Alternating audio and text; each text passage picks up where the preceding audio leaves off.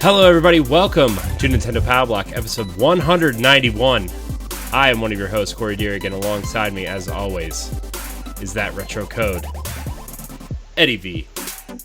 We're making it through, guys! Yay! Yeah, the week is has almost come to a close. We are recording on a Friday night here in quarantine, week one for me, and it might be the only week for me. Got the call today that everybody's coming back to work on Monday, so that's exciting. How are you doing, Ed? How's life going for you? It is going great. Just a heads up, everybody behind the scenes, me and Corey has been having some great meetings, talking some great stuff out. We got planned not only for Brush Games, not only for Arsenal X, but super hyped for what we got planned for Nintendo Power Block. I'll be getting some games in, and yeah, I love this week. I was excited to talk to Corey every morning and have these meetings. It was really good. It was really positive and energetic. So I had a great week. Yeah, I mean, I had a good week too. This was the week where Nintendo Power. This is going to be the last week you see the navy blue and pink version of Nintendo Power Block. Ed and I have been, like Ed said, we've had some morning meetings. This is going to be a little Nintendo segment here. Yes. We've been having morning meetings. Jesse joined us on Monday morning to discuss Arsenal X stuff, which, you know, we've got 2 or 3 extra things planned for that. But Ed and I have really been discussing the future of Boss Rush, and I know we have this conversation every couple months about what we want to do and what we plan to do. But, you know, this week I was off work, and I used this week to finally just, for starters, I redesigned our website from the ground up. So if you're listening, it's bossrushgames.com. I redesigned it pretty much from the ground up. I have made new kind of, I've made it more aesthetically, I don't know, professional with a flair, I would say. It's very clean and very appealing. So when you guys see it, you're going to be like, oh my goodness, this is beautiful. It's very, very clean and very nice. Yeah, and so as of this recording, I have redone the thumbnails for all of our YouTube videos, all of our reviews, all of our written content, all of our blogs and stuff, and trying to find content where, you know, that on other channels and kind of moving it over that we used to do, and cleaning up those channels, as well as, you know, cleaning up our own channel. And it's been quite the task, Ed, because as you know, with redesigning a lot of this stuff, not only are you redoing thumbnails, not only are you cleaning up logos, but I redid our streaming backgrounds. I redid logos for every show. I redid I just redid a lot, and I'm really happy with the way everything turned out. You know, you're gonna see, like, when you watch our old stuff, you're gonna see like kind of how we started and where we started from, like this grimy kind of, like, everything up to this point looks like an experiment. to put it perfectly honest. I mean, up until, like, you know, the current what we're doing now, and then our backgrounds. I think the Nintendo Power Block backgrounds are going to be cool. Yes. Where everything has a navy blue and gray aesthetic, and then depending on what podcast we're doing, it has a different color as an accent color. So Boss Rush is yellow. Power Block is red for Nintendo. Arsenal X is green for Xbox, obviously. And then Ed and I also discussed PlayStation something or other, and I've reached out to a few friends to see if they would sit in as a second or third chair, or, you know, we're still fleshing that out, but that might be happening in the near future. And so it's just been a really fun week that way. And I this was like it's something I've been wanting to do for a little while, but I just haven't had the time. And so I talked to my wife, and I was like, this is the week I got to do this. If I'm going to do it, I got to do it now. And it happened. Like I told Ed I thought it was going to be like a 1 or 2 day project, and I will probably finish tomorrow morning everything. So Like you literally spent the whole week, and it feels like you were off work, but it just went quick.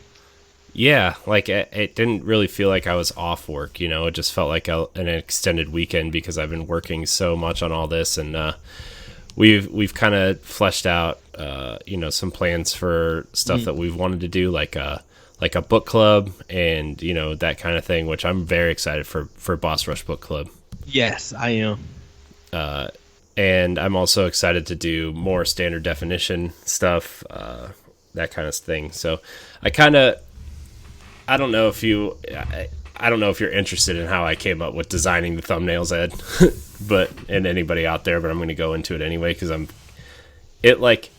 went to all my favorite YouTube channels, or like people that make content, like Giant Bomb, Game Informer, Easy Allies, Min-Max, all those types of people. And I was looking at their thumbnails, and I'm like, I don't want something that looks like a generic YouTuber made it in Microsoft Paint, right? Like, I want something that looks professional. People know what they're watching. We'll get to those stupid thumbnails of like people making faces like, or, or, I hope somebody does not make a meme out of that. But you know what I mean? Like, I wanted something that looked professional, and like we're trying to run something professional, and because that's our goal, we want to make this something that we can grow into something special, and I want it to look that way. So we talked about Patreon stuff, we talked about all that kind of stuff. Yes. In the future we want to do, and this was the first chance I had to really do that, and I literally redid everything. Even our classic content got updated thumbnails. Now the content, don't know if you want to watch it, but I mean, like those first few podcasts that we did, I went back and watched a couple of them. I was just like, whoa, dude. Like, I mean, it was like way before we were like friends, and we were just podcasting together, like, because we wanted to do Nintendo show, right? And those days are always fun to talk about. But I mean, you could check it out. There's a classic Nintendo Powblock section on the YouTube page. That's you'll have to go find it, but the playlist is there, and it was just a blast, man. And then I had like the WordPress added a theme to that looks kind of like Game Informer's to an extent, but it's a little bit, I don't want to say less professional looking, but it looks like if Game Informer made their website through a program and not built it from scratch themselves, right? Yeah. Which is exactly what I wanted. And so that's what I used, and I think the website turned out better than I expected. I really do. It's so nice and beautiful, everybody. Like, you really should take a look out. Corey knows that I was just screaming, and I was yelling with happiness because like the thumbnails that he was showing me, I was just like, okay, I need this as a background. This needs to be a shirt. I need this. I need that. Like, I love what he did. And he knows if I would have said boo to some stuff. No, you did say boo to some stuff. I've said, like, everything I do before I post it, I kind of run by Ed, just because we've been doing this together for so long. I don't want to like put something out there that we don't agree on. I mean, sometimes I do, but I will run it by you first, and then I'll just gauge your disinterest right? Like, if you say it's like garbage or something, I will redo it. But if you're just kind of like, eh, maybe think it over, I'm like, okay, he'll be fine with it, you know. But like with the optional opinion stuff, Yes, but even before we get to that one, we are we have a view of art, and we see eye to eye on when it comes to art and stuff. So it's just like what needs to jump. I'll visually see like, okay, this needs to jump. I know you can do this, and you have the talent to be like to bring it together. Um, Unfortunately, I wish I could be more artistic, but I'm like, when I see something visually, I'll be like, this looks phenomenal. I'm like, get this to pop. Yeah, I'm loving it. Everything this design is always fitting. Hey, I worked in the fashion industry for 10 years. So I had to really look from that perspective when it comes to design and kind of this art and these thumbnails that you do. I have to look at sometimes it almost at the same way. yeah. And when you nail it, Corey, I'll be like, dang it, that's super smooth and beautiful. Like, What are your I'd be at home speechless. What are your favorite thumbnails that I did? And I know which one you're gonna say, but I want to know. I think because like for me, what I think you're gonna say is the 1v1s. Yes, the 1v1s are. I love that filter. I literally was just like, oh my goodness, this is beautiful. You know what's funny? It's not even a filter. It's a. I went through each picture and like obviously I cut out everybody's face and kind of put it on a separate background, right? Mm-hmm. But all I did was like go into the RGB settings of the picture, Yeah. and just turned like the backgrounds for 1v1 are blue. I just took out the red and the green for every one, and that's what I came up with.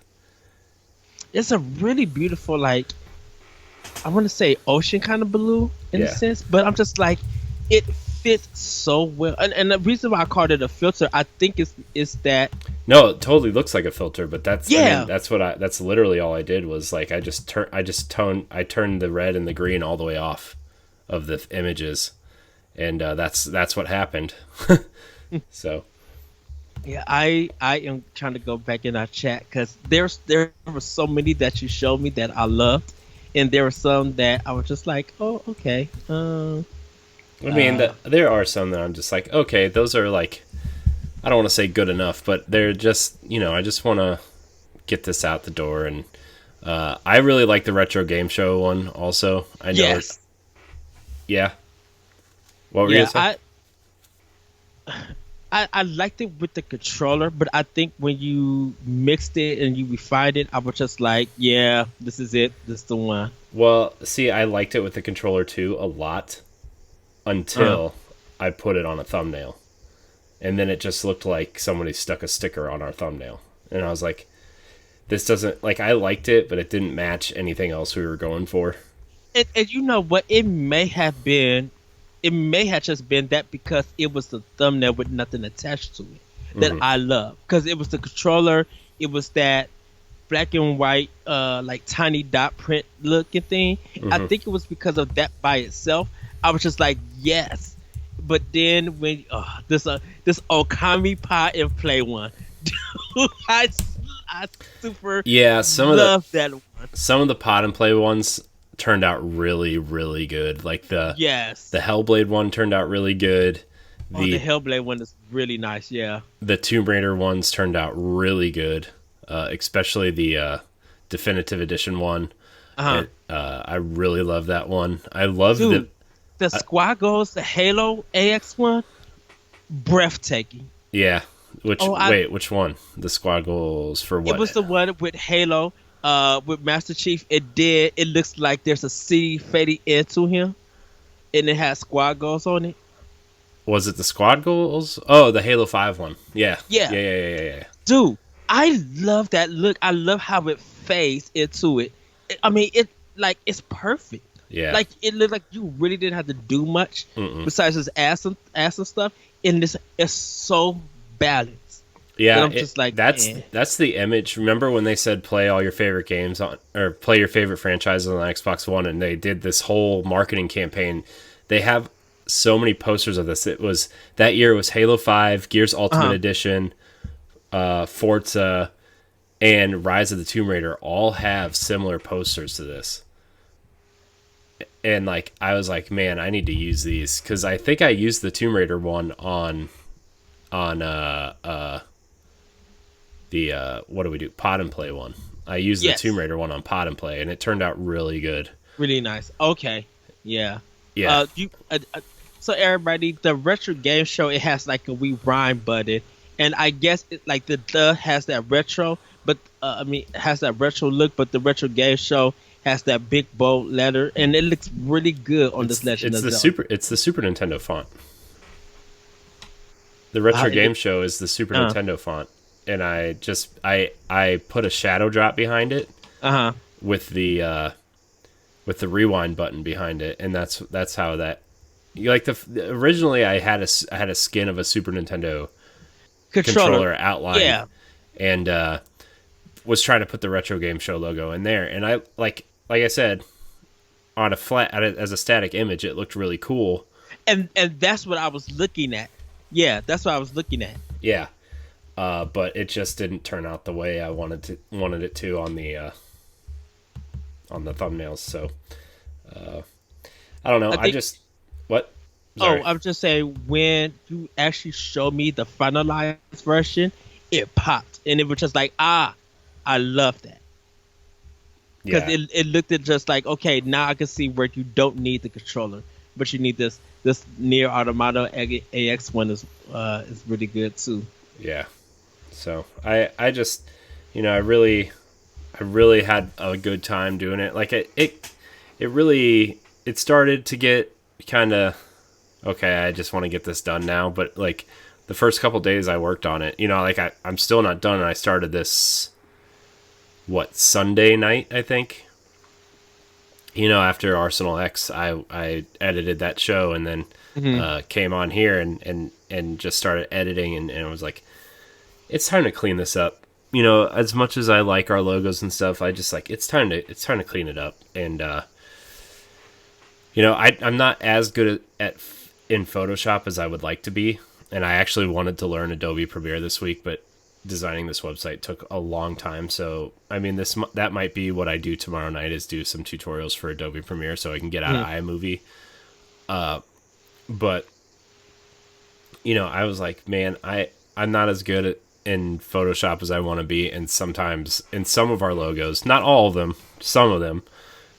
Like I really like our Nintendo PowBlock logo with the Switch controllers on each side. Like I really like that logo, and it'll probably stay on our podcast feed. But like, just some things just look just a little generic. So I was like, look, we're just gonna go with clean lettering and just colored accents and everything, and give everything that just simplified look, and that's how he came up with it. Now, some of the shows like the Squaggles logo, I did make a logo for that. It's a pretty generic kind of, not generic, just a simple scope reticle with the word Squaggles on it. That was fun. The retro game show we already talked about, and then the indie masterclass one was just relatively simple. Yeah. I just did some orange squares that interlocked and just did indie masterclass. I think it turned out pretty well actually. Yes. So I was pretty happy with that. And then what was the other one? I think I did. Let's see. Hold on. There's another one. Maybe not. Oh, Quick Looks. I found a really, really cool font.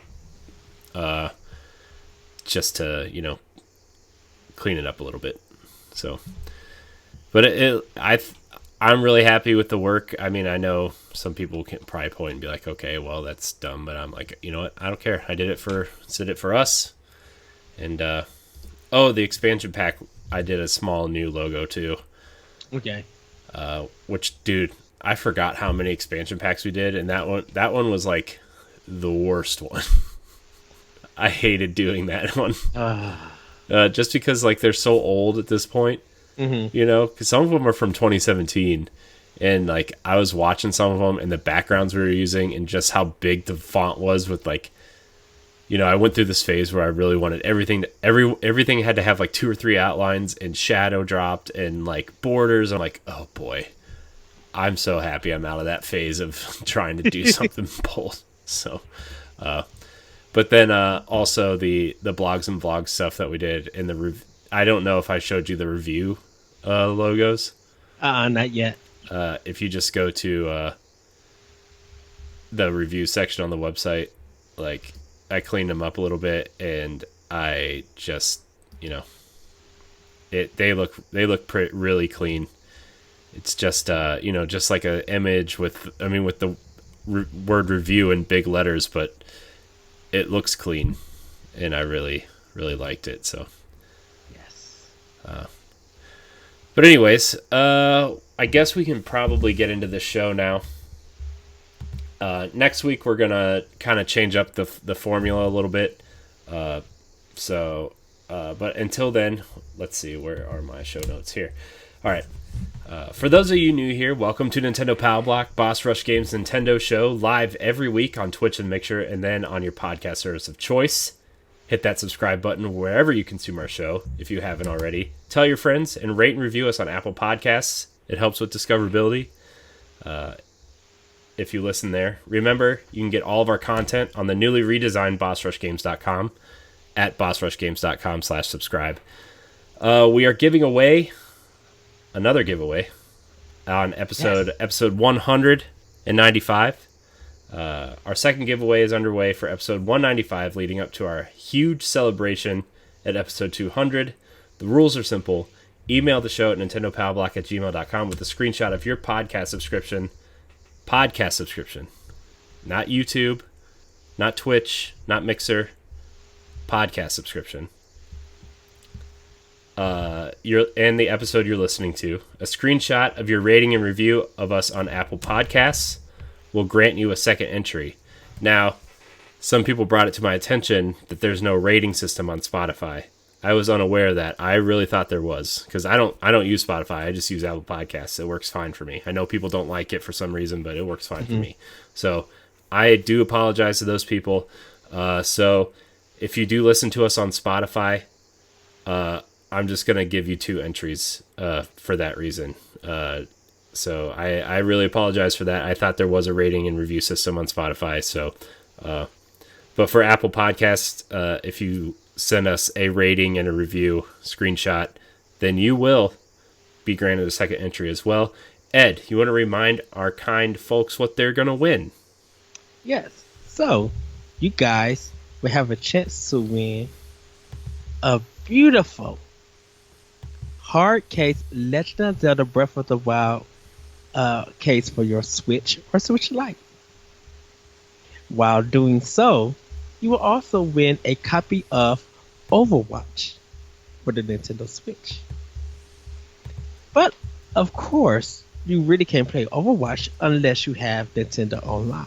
So you will win a 1-year subscription of Nintendo Online, where you guys can also check us out where we do our retro game show.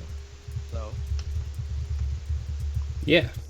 Overwatch. Which is also... I've actually been playing with the idea of getting Overwatch on Switch because I've been having a really, I've been wanting to get some sort of multiplayer game on Switch that I can play laying in bed while I'm watching TV or something. Yeah.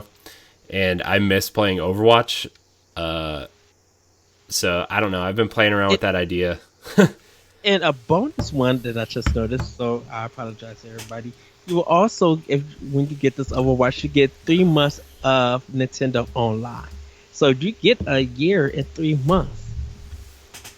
So you guys get your entries in. I cannot wait to see who the winner is. They are going to love this that I have to offer. That we have to give, I should say. So, yes. Awesome. Yeah, so I'm really excited for that giveaway. Like I said, details for the episode 200 giveaway are going to be different than this one. So if you've won on episode 190 and 195, you can still win at episode 200. Just going to throw that out there. But you will have to re-enter is all I'm saying. So, I'm really excited about these giveaways, man. I'm really happy with what we've been able to do. With POW Block in particular, and it's just been really fun. It's been really fun to interact with a live chat recently because it's been way more active. I think because we're using Restream and we're able to stream to Mixer and Twitch and YouTube all at the same time. Our chat is much more full because I used to only have one or two one of the chats open, which was dumb, I know, but like. I'm streaming. I'm recording. I'm doing Skype. I can't have like 4 streams open at once, right? So, the Restream chat app is very, very helpful. So it's been nice seeing all the chats kind of come together and really be active. So yes. But yeah, that's our giveaway. I'm very, very excited for those who are entering. Hope you guys win. Good luck. And more details will follow at a later date. But for now, Ed, this is the last time we're going to do this before News Bits. What are you playing? So I'm only going to talk about 2 games that I've been playing for Nintendo Switch. Only 2? Only 2. The first game I've been playing is Good Job. This is the game that they showed at the Nintendo Direct. Corey has talked about it, and I decided to pick it up. And I haven't laughed so hard. Dude, it's so funny.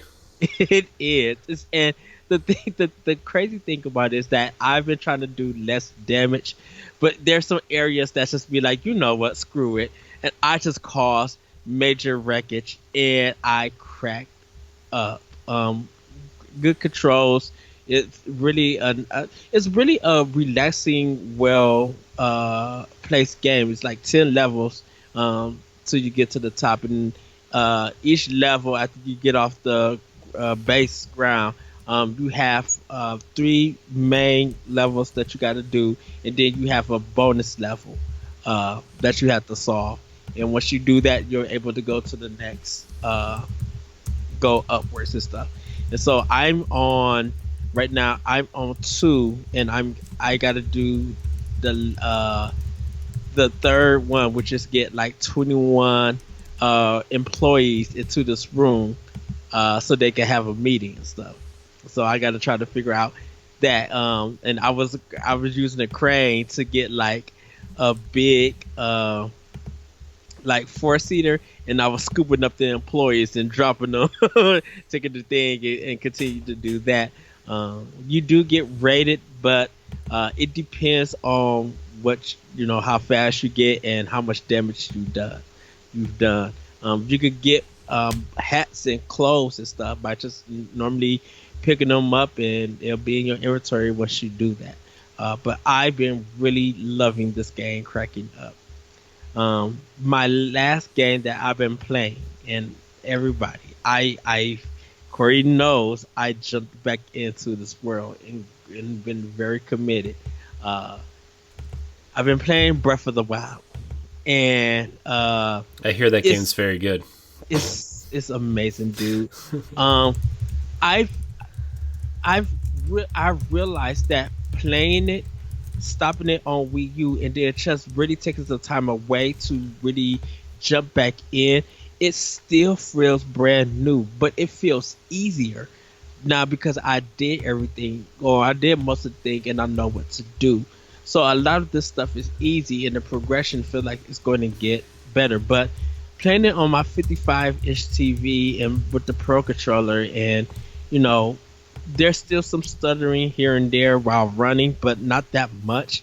Dude, still looking at this game is beautiful. Looking at the lighting, it just like some of the shrine stuff I didn't do. I completely missed it. But I've been doing some new stuff. There's the big golems with the cyclops golems with the eyes. You got Hmm. to fight three of them to get that ball and put it down to get to get it. Um, I've done that, and I was just like, I didn't do this the first time in Wii U, and so I ended up being in that and getting a orb for it. I've really been finding stuff that I didn't find in the Wii U, and so everything is still feeling fresh and new to me in this game. So I did get one champion, uh, and now I just got to get the other three, and then get my master sword, or get my master sword before I go to the last champion, and then probably fool around, make sure that I got my stuff together, and fight Ganon and beat the game. I jumped back in recently because that it's one of the only physical carts I have anymore, and it just stays in my Switch, right? So anytime, obviously, anytime I want to play it, I just play it. Uh, I love the look of the game. I love just running around in that world and doing nothing. But since I've been playing some other games recently, I have Hmm. noticed that this game is like, I don't know if it's just me or if my Switch is just like running weird or something, but like it just like sometimes the colors look like they're kind of washed out, and I think that's just like a lighting issue at certain times of the in-game Yes. clock. Like the lighting looks really washed out unless you're staring at that like the glowing blue and pink of the Guardians, and Hmm. like it kind of throws me a little bit, but I still love just running around in that world and taking down monsters and still leveling stuff up. Uh, it's just such an amazing game.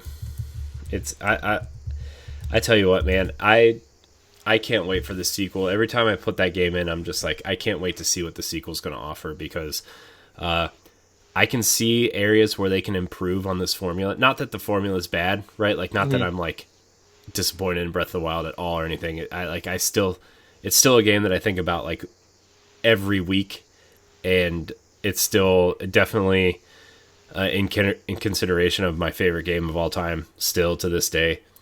But there are areas where I can see where it can improve, like the Divine Beast, for example. Yes.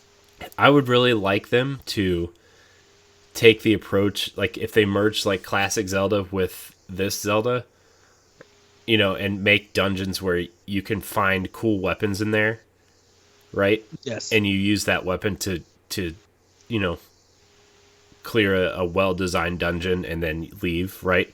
Like you still have like the powers that you start out with, right? Yeah. But like a cool boomerang, or maybe like the dungeons will introduce unbreakable weapons, like, you know what I mean? Yes. And this is Yes. this is going to lead off on a tangent. I feel it. Which maybe we should save it for the expansion pack, because we're going to start bringing those back. Let's save it for a But passion I back. just want to I just want to throw the idea out there so I don't forget. The weapons you find, like the Master Sword, right? You find in Yes. the Lost Woods.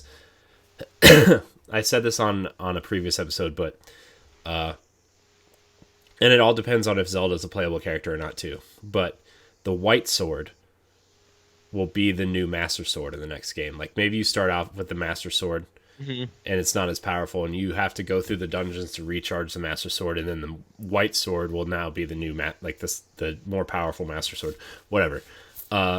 Especially if you're going into the Dark World, maybe the White Sword is the sword that holds the light to defeat a Dark World.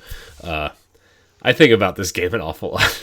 Like Well, it's well, and that's why I said save it for a special pack, I because am, but you my mentioned point, the boomerang, and I'm just thinking, but my my yeah, my point go my point is that maybe you can, like, the weapons. Obviously, we've talked about crafting and upgrading weapons to, maybe make them more sturdier or stronger or whatever. ahead. But maybe if they have 7 or 8 well-designed dungeons, you you get an unbreakable weapon, Yes. like the Master Sword in Breath of the Wild. But maybe they have timers on them, like the Master Sword does. Once it quote unquote breaks, it comes back after what, 10 minutes. Mhm.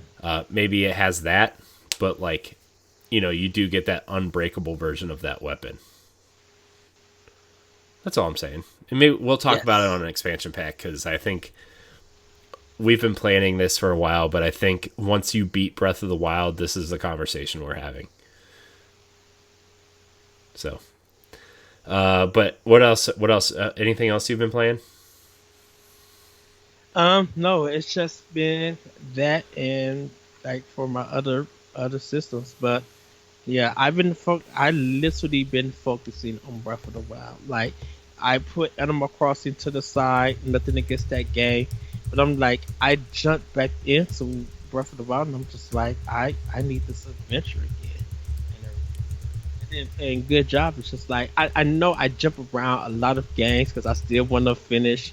I still want to finish um Tokyo Mirage Session and some other games, but I got back into Breath of the Wild, and it's just like I'm spending 2 to 3 hours a night playing this game.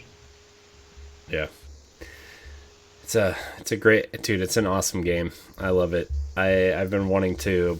I have on the same day I got the Wii U and the Switch version, and my big plan was to keep the Switch version or the Wii U version sealed, Hmm. just because I still have a GameCube version of Twilight Princess, and like I like to keep the versions that are gonna maybe be rare someday. Although with digital distribution, nothing's gonna be rare anymore. But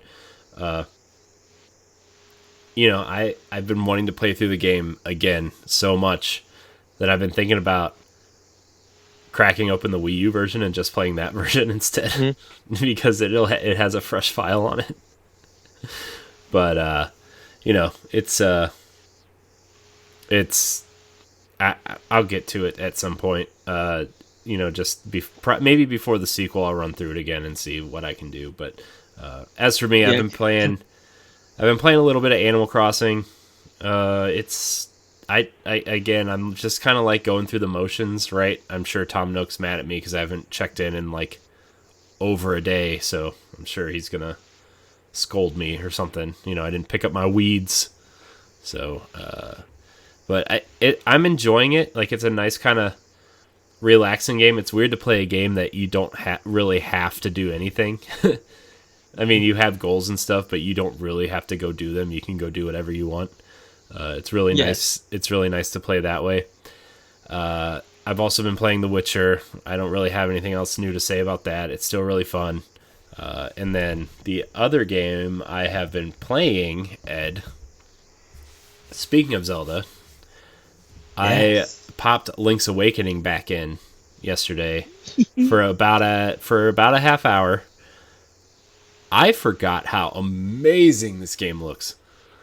Like it just looks like I'm Yes. just walking around this little toy world that just wants me to live in it. I'm just like I'm all in, dude. I hope we get 12 more Zelda remakes like this. It's so incredible, and I guess there was a stability patch because when I'm loading into areas now, it doesn't chug like it did, when it came out. Although I didn't really have an issue with that anyway, like most people. But I think it's worth mentioning for those who did. So it's I love that game, man. I just entered the third dungeon and I'm working my way through the third dungeon now, and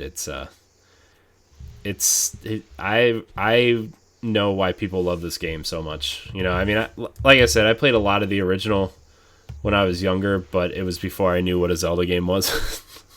Before I even knew what dungeons were. So it was a lot of just like wandering around and cutting down people and walking through the woods and everything. So, but Yes. yeah, it's been an incredible kind of experience getting back into that game, and something that I'm exploring going back to finish this year because book club. So Yes. uh that's kind of all I've You been.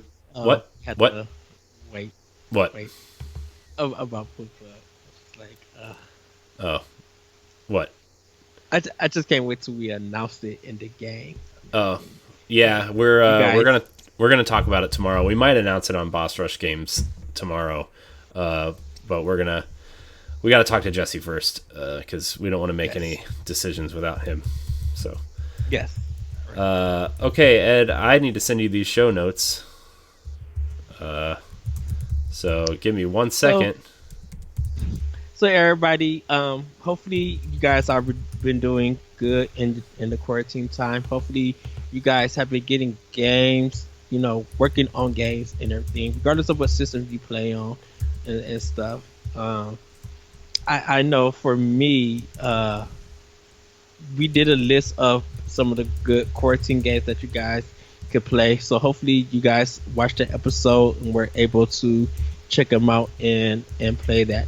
Um, I know we mentioned some indies and some first parties and third party games, but if you do have maybe a eShop card or uh, a credit card that still got some money that you guys are still in have a good balance. I do say check out some of if and you just need a game to play or something. We still recommend Hook. We still recommend M plus plus. But I'm just like if you could find like a good game that's like $1 or less or just some change and stuff, um, I say try them out if you're willing. I know a lot of people gotta save their money and stuff, but I'm like, if you guys are able to get a really cheap game and stick with it all the way, or like be able to talk about it, we want to know. It.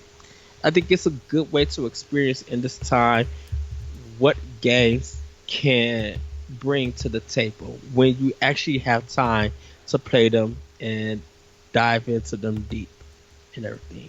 Because like Corey's playing Witcher 3, I'm playing Breath of the Wild. Jesse he got done playing Hitman, and he's playing Yeah, I saw that. Call of Duty World War II. I didn't know he was playing Hitman, which is a series that I would love to see on Switch. I feel like that would be a pretty good Yeah, fit. yeah. Also, I think where's my Tomb oh, Raider but trilogy on Switch? exactly.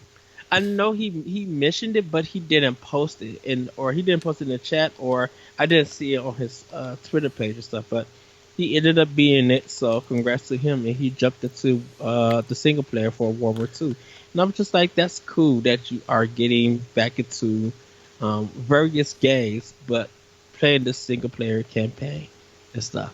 Yes, good job, Jesse. Proud of you. What is this? Hold on.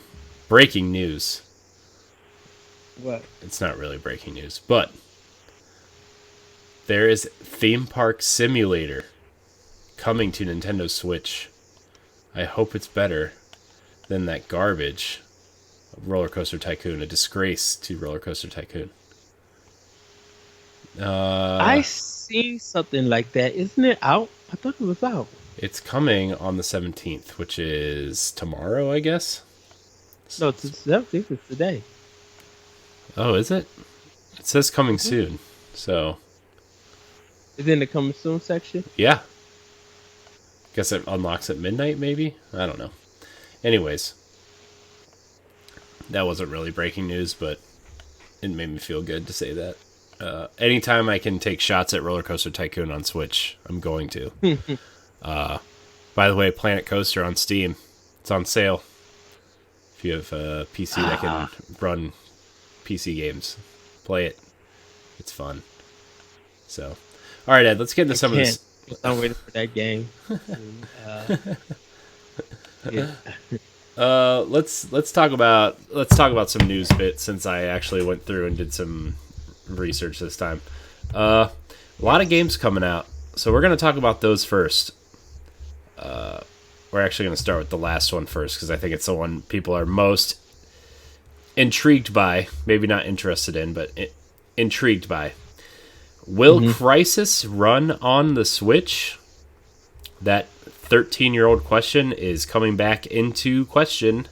Will it run Crysis? Witcher 3 developer Saber Interactive is co-developing Crysis Remastered on Switch. This comes from Nintendo Life. As many people probably heard, Crysis, the beefy PC game from the mid 2000s. What year did it come out? Like 2007, 8, something like that. So nothing. Yeah. Is being remastered for the current generation consoles. It's going to have software based ray tracing in it, apparently. And it's just, if you've watched the Crysis Remastered trailer, it looks, it's in engine. The trailer is confirmed to be in engine, and it's only about 40-second trailer. There's no gameplay, but it just has that, the exosuit guy.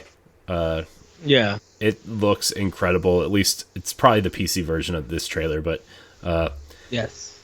I'm going to read the story. They announced it for PC, Xbox One, PlayStation 4, and Nintendo Switch, which is extremely exciting. Ed, this is going to lead into a conversation that I'm really interested to have with you about EA games in general. Mm-hmm. By now, you probably heard one of the hardest to run titles in the history of video games is getting a remaster on the Nintendo Switch, as well as multiple other platforms this summer. Obviously, we're referring to the upcoming release of Crysis Remastered. If you're wondering how Crytek has been able to get its CryEngine powered game up and running on Nintendo's hybrid system, it's because it has some help from the well-known Switch port specialist, Saber Interactive.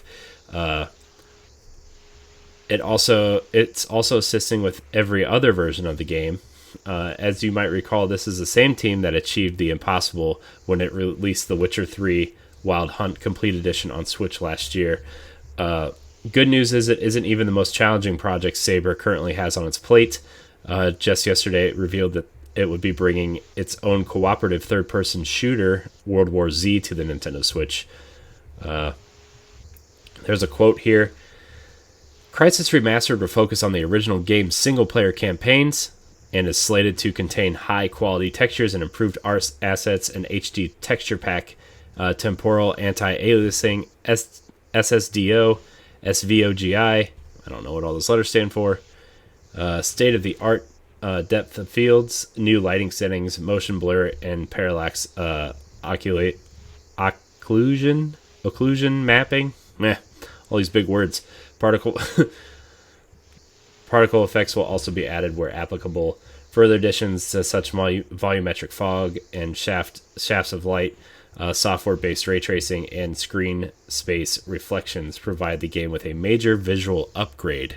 So, I'm sure a lot of that stuff is not coming to the Switch version, but I am still intrigued to play Crysis. It is one of those... you think of the very... kind of, I want to say, influential PC games, I would say. Especially first-person games. You look at, like, Doom and Wolfenstein, then you look at Quake, then you look at stuff like Half-Life and Half-Life 2, and then after those, I think Crysis would kind of be next in line in terms of influential first-person shooters on PC, and... I played Crysis. I played a lot of Crysis 2 actually on the Xbox 360, and I liked it a lot. It felt like a slower moving Halo, I want to say, but it still was like pretty fun to play on a controller, and the multiplayer was pretty fun. But I'm very excited to play this game on the Switch. Yeah, I know. I've been told by many people that's probably not the place to play it, but as someone who runs a Nintendo podcast and someone who doesn't have a lot of time to use the TV, those two things make me play third-party games on Switch, and I will play it there and tell you guys how it is. And this is I don't know if you want to start the talk now, Corey, but this is the way we're going to show EA how we're going to support this company bringing these games over. Mm-hmm. Yes, they are ports. A lot of games that get sent to the Switch are ports. But I'm like, Crysis is going to be a new game to me because I've never played it on PC. I didn't know it came to console. I know 2 and 3 came, but I remember all the drama and craziness that they had when the game first came out on PC, and that's all I knew about it. It came to console as I want to say at $29.99 digital only, in a time where digital only games were not. I mean, we had Summer of Arcade and stuff on 360, indie games on PlayStation were becoming more popular, but downloading full-size games was not really something we thought about. You know, like Right. indie games were digital games, right? Like we used to say, oh, that's pretty awesome for an indie game, or you know, that's pretty awesome for a download only game. Now everything's downloadable and whatever. We kind of most of us look over it. I mean, I know we all have our digital collections of sorts, or our physical collections of sorts, but Crysis came out at $29.99 on Xbox 360 and PlayStation 3, and it was I think I played the first level, and then I went back to Crysis 2 because I was playing some multiplayer stuff on there and I liked it a lot more, and I just stopped playing it. But from what I remember, it felt like a kind of a heavier version of Halo, and I'm really interested to see how it runs on Switch. I'm sure it'll be Well, it's good that we're getting Crysis. It's good that we're getting Burnout Paradise. It's good that we are getting these games, because if Crysis, just to let you guys know, if Crysis is coming to Switch, there's a possibility that Portal, the Half-Life, or the Orange Box, maybe even Portal 2 might come to Switch. And just think of the Joy-Cons that you could detach. Could you imagine them releasing a digital code of Portal and Portal 2 with blue and orange Joy-Cons? Yes. People would go nuts. People would go nuts. People will pre-order that insanely by within 2 hours. It'll be sold out if they can. I'm just saying, people would be going insane for those. And with Valve with Valve getting back into games like this, Portal 2 alone will make buku bucks for EA and for Valve. Like, players who remember those games in that old time, this would be a new kind of refresher for them, or for people who didn't play Portal 2 or anything, they'll be able to see why it got nominated and it won the Game of the Year when it came out, why it literally got perfect 10s across the board and stuff. Like, Portal 2 on Switch will bring players to it. And the first thing Portal 2 portably, wow, that's a sentence. Portal 2 portably would sell systems. Yes. It would be one of the first, I think it would be one of the first non-Nintendo games to sell Switches. It may be, dude. If EA is smart to put that as a physical, well, EA doesn't own Portal. Valve does. But EA has publishing rights. No, because they're the one that published. Didn't they publish? No, I think they published. They published the Orange Box. They published the Orange Box, but Valve has all publishing rights now. I mean, so all of that. I mean, that was just a deal to bring it to console. So that contract is probably over with. Oh yeah, it's done. So Valve would be able to publish everything or put that out. Yeah. Reason why I was thinking EA did it because of them, because Crysis is a good example that EA is publishing it, because I don't know. I thought Crytek published it for a PC, and EA just did it for a console. What? And the Crysis series. Crysis? I honestly don't know now. And that's why I was wondering if that contract is. I don't know how long that contract is, and I don't know how long that contract is with Valve to do the Portal games. So that's why I'm saying that, because of the way that Crysis is, if EA still got a contract with Valve to publish it for consoles, this would be one of the highest ones that people would be like, okay, I can see this happening. And if they do a physical for it with some collectibles, people will go crazy for it. That's what I was just trying to get to. Yeah. But if everything have reverted back to Valve, this is the time where Valve needs to be like, hey, we need to get this game out on Switch. Yeah, like you said, Valve is getting back into games, obviously with Half-Life Alyx, and purchasing the team that did Campo Santo, the team that did Firewatch, and obviously they made, well, most of them were put into the team for Half-Life Alyx, which by all accounts is a very good Half-Life game.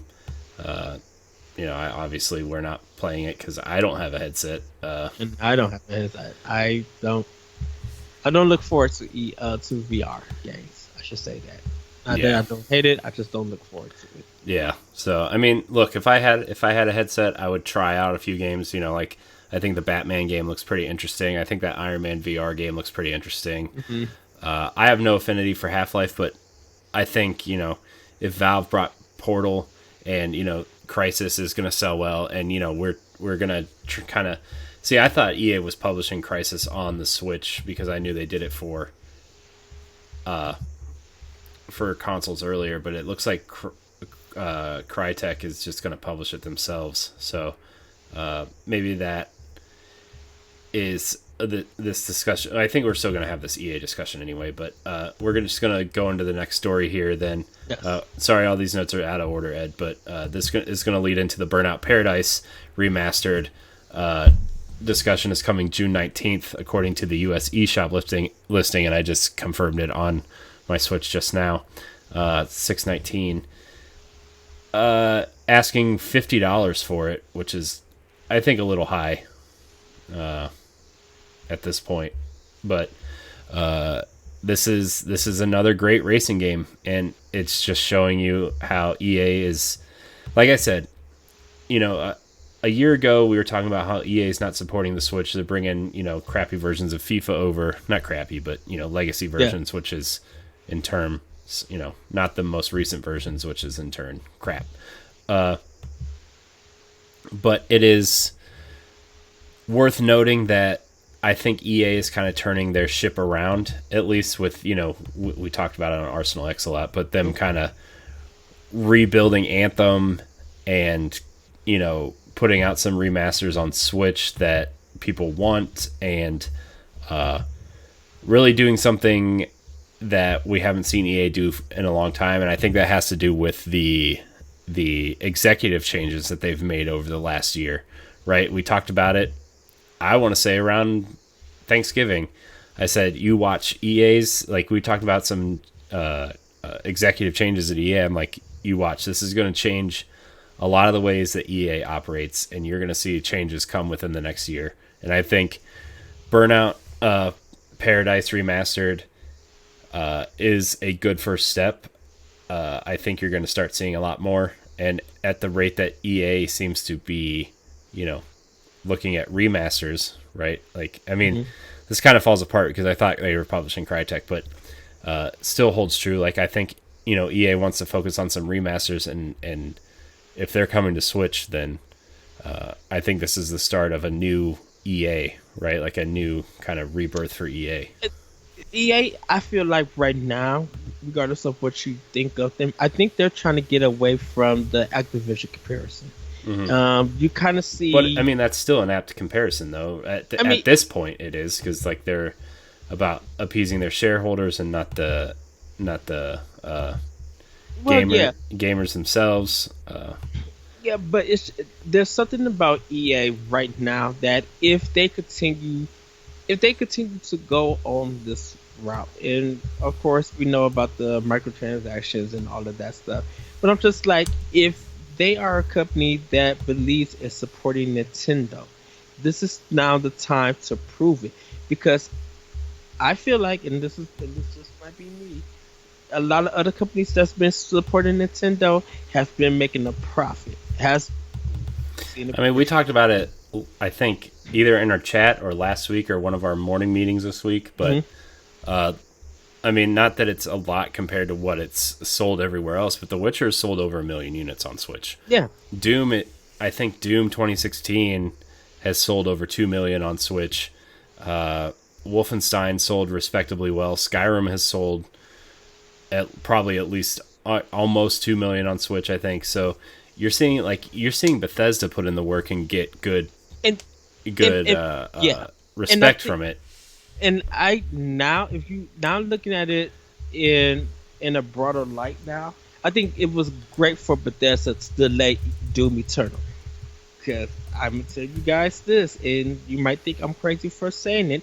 Animal Crossing has destroyed Doom Eternal Oh yeah, and yeah. still destroying it. Like Doom Eternal came out and they're like, okay, oh, that was good, that was fine, and barely anyone talked about it ever since that game came out. Some of the Xbox community and maybe some of the PlayStation community, depending on how you look at the socials and your friends that's around you, they may have said something about it, but still to this very day, everybody is still talking about Animal Crossing, Hmm. and Doom Eternal is nowhere to be I found. think People, I think some people were disappointed in Doom. Like I mean, hmm from everything I'm hearing, like, and for me, this stems from I think Doom 2016 was a great surprise, and I think that's why a lot of people hold that game in high regards, right? Like yes, people thought it was going to suck because they didn't get early copies of it, and they played it, and yeah, the multiplayer was lackluster, but the campaign was a phenomenal surprise, right? yes. And I think that's why people love it so much. And this was,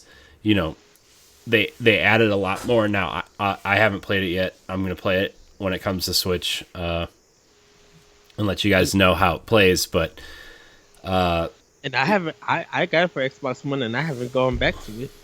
I think some people were really disappointed, and well, not really disappointed, but it was more of the same with some tweaks, Hmm right? And that's what disappointed people.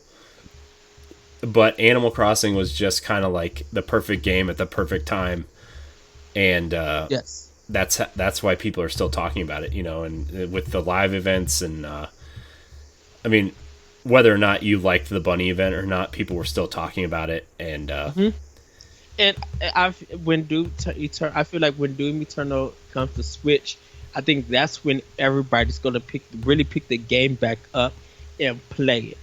Like they're gonna get it on Switch. They'll play it on their console of choice. Maybe go back to it on PC because it's gonna be like, okay, now it's out for everything. Um, Animal Crossing has done what it needed to do. Now we can enjoy this other game that literally came out. yeah, You know, um, whether it's a good summer or fall game, I think Bethesda. I think Bethesda was just like, even if we put it out on Switch, it wouldn't have tread anything. We would have got the sales probably on Switch, but we wouldn't got we wouldn't have got this game wouldn't got noticed or got the marketing that we expected the community of players to do. You know, people got their feel of it and moved on if they showcase that.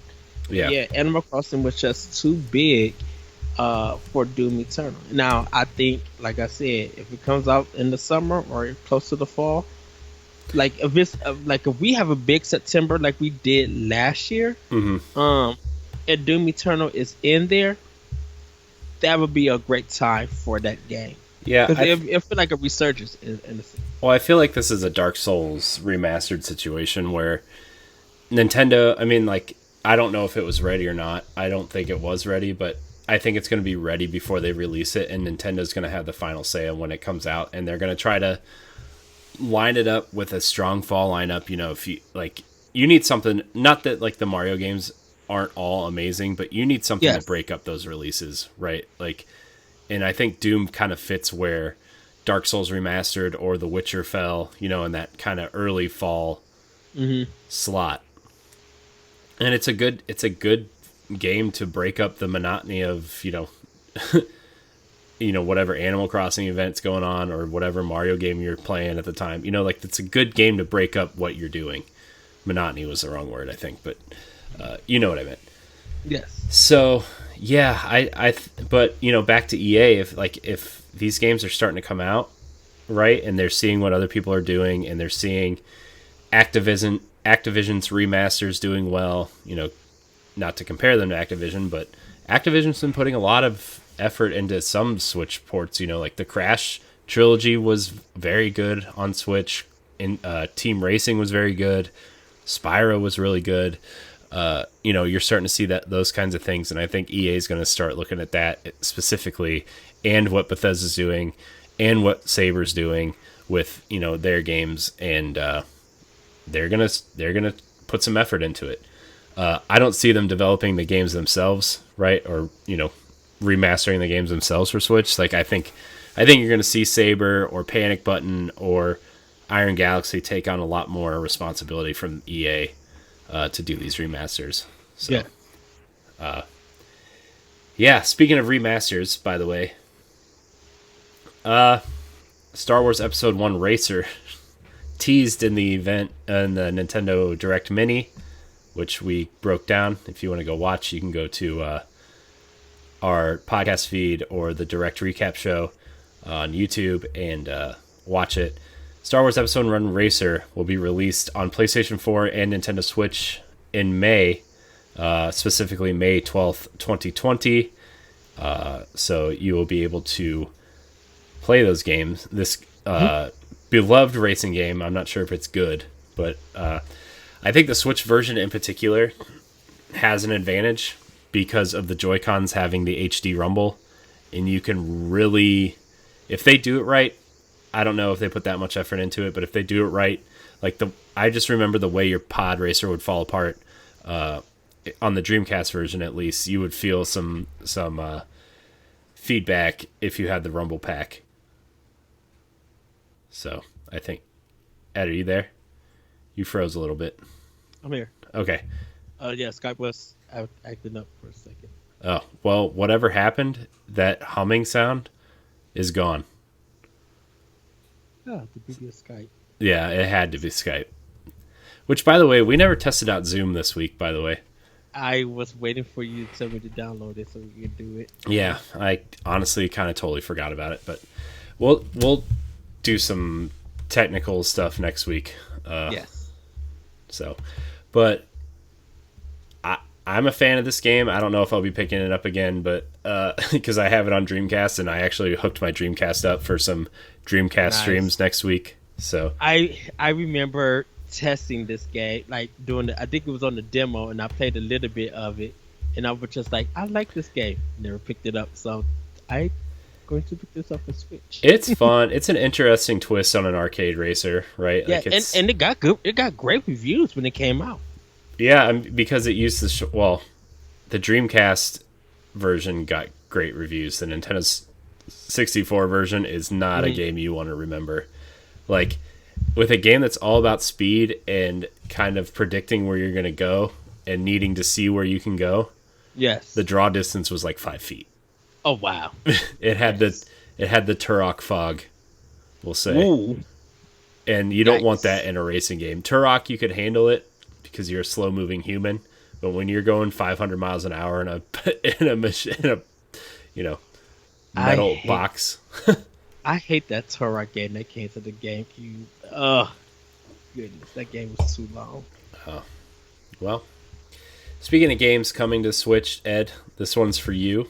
Streets of Rage 4 gets a release date. Yes. April 30th. This is from Game Informer. Streets of Rage is coming to just about everything, arriving on Xbox One and Game Pass. Wow, it's launching into Game Pass. That's pretty awesome. Yep. PlayStation 4, Switch, and PC on April 30th. Fans of the old-fashioned beat-em-up genre have been treated to a mini resurgence in recent years with Streets of Rage 4, the latest to channel the button-mashing, food-munching, thug-tossing title. So, it looks pretty cool. I like the art style. It's pretty interesting. So I will play this with you. We'll have to do a quick look of this. Yes, I am getting the physical version from Limited Brown Games. So hopefully I get it on that same day. I'm very when they said that they was doing physical, everybody pretty much waited for that day to happen. And yeah, I got my pre-order in and I'm excited. Nice. Yes. All right, we're going to move through these next few pretty quick here. Void Bastards is also coming to Nintendo Switch. It's a kind of... I'll just read the article from Nintendo Life. Following on from a classification last month, Blue Manchu's revolutionary strategy shooter Void Bastards has now been officially confirmed for the Nintendo Switch, arriving on May 7th. The game is created by the developer and director of BioShock and inspired by other titles such as System Shock 2. The bang-tidy downloadable content for the humble published title will also be available for purchase upon release. Over on the game's Twitter, the game developer also confirmed a physical release is in the works and said it's considering adding motion controller support for the Switch version via a patch. So, for those who don't know, this is kind of like a roguelite shooter. Kind of has a really distinct art style, but the game is kind of designed in a way that like BioShock and those games that were mentioned before. It's a really pretty game. It's a fun game to play, but again, has the word roguelike in it, so I will not be playing it.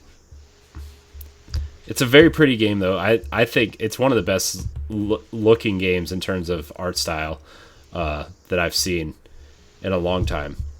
So, if you like roguelikes, it's definitely one to pick up, and if you like BioShock, it's one to pick up, but I will not be picking it up.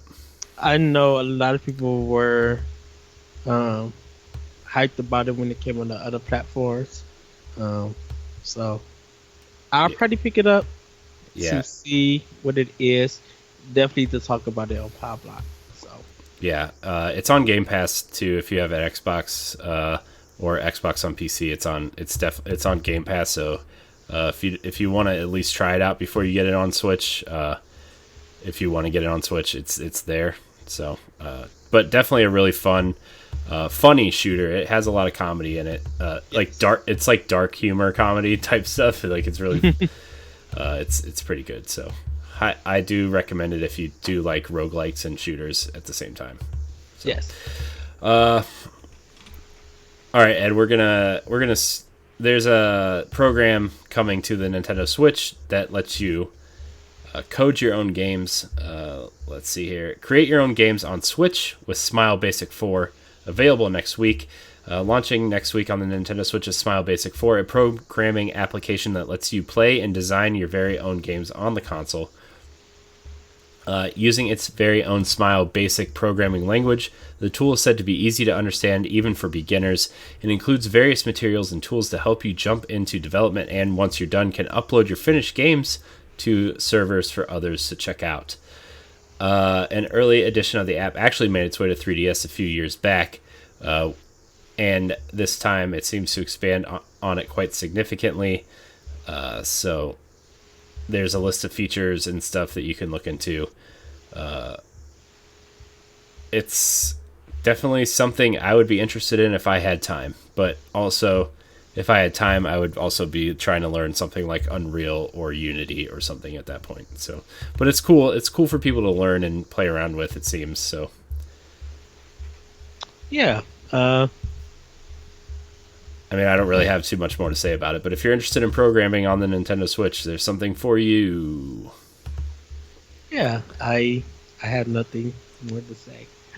There is I think a game called there is a programming game that is coming to Switch that I was interested. I gotta find the name of for it, and I'll tell everybody next time.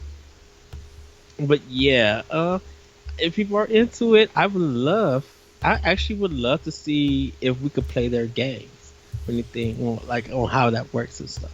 But I think that's awesome. Yeah. I still want a music making game. There is one. The Korg music program is on Switch. I think it's like $45. You're gonna want a separate memory card for that, though. It's pretty big. And yeah. So, anyways, we're gonna move on to our final story here, Ed. It's a pretty feel-good story. One that you actually brought to my attention before we started recording, so I thought I would include it in here. Miyamoto congratulates HAL Laboratory on turning 40, speaks of Iwata, Smash Brothers, and more. So it's this year HAL Laboratory, most known for their work on Kirby and Earthbound, as well as its work on early Super Smash Brothers games, celebrates its 40th anniversary. Back in February, near the specific anniversary date, the company launched a celebratory website along with a very loving piece of new artwork.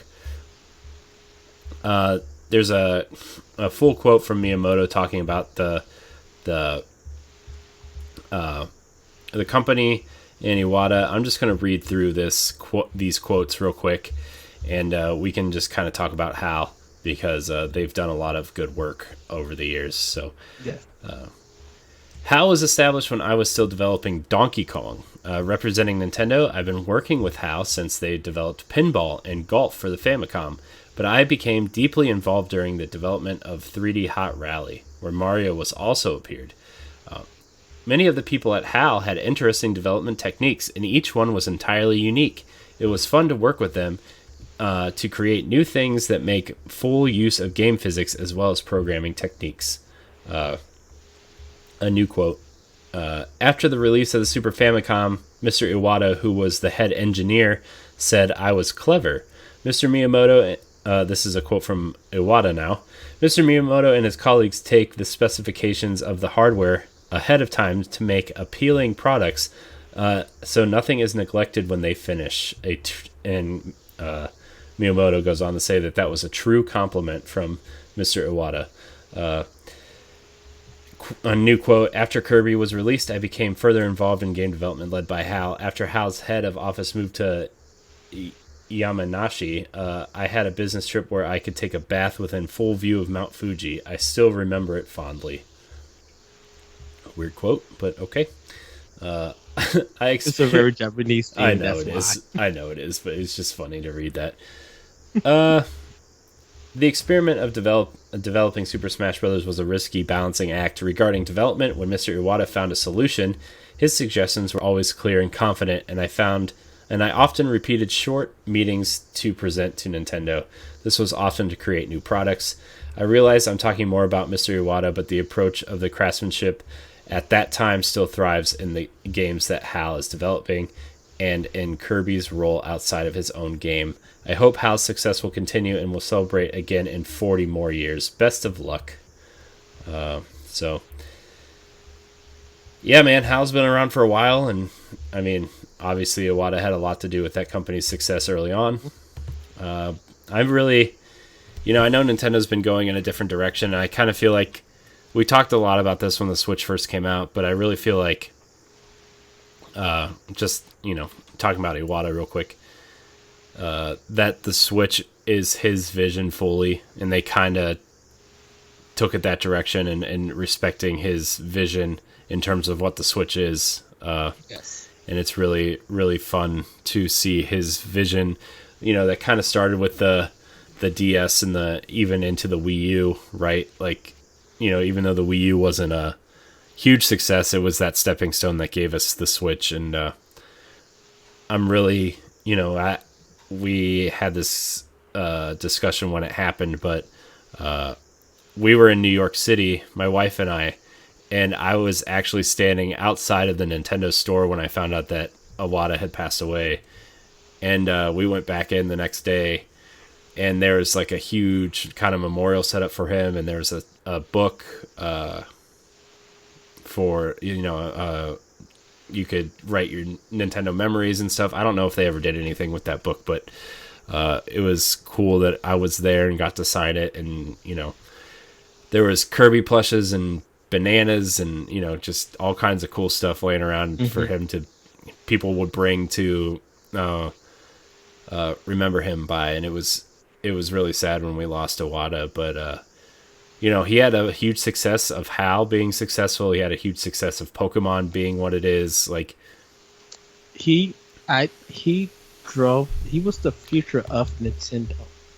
Like, and he got Nintendo back to where what Nintendo meant when it comes to video games. And in this current time, they're continuing that vision and they're evolving. But I'm like, because he was a developer, he is a true president who knows about video games and have a love and passion for video games.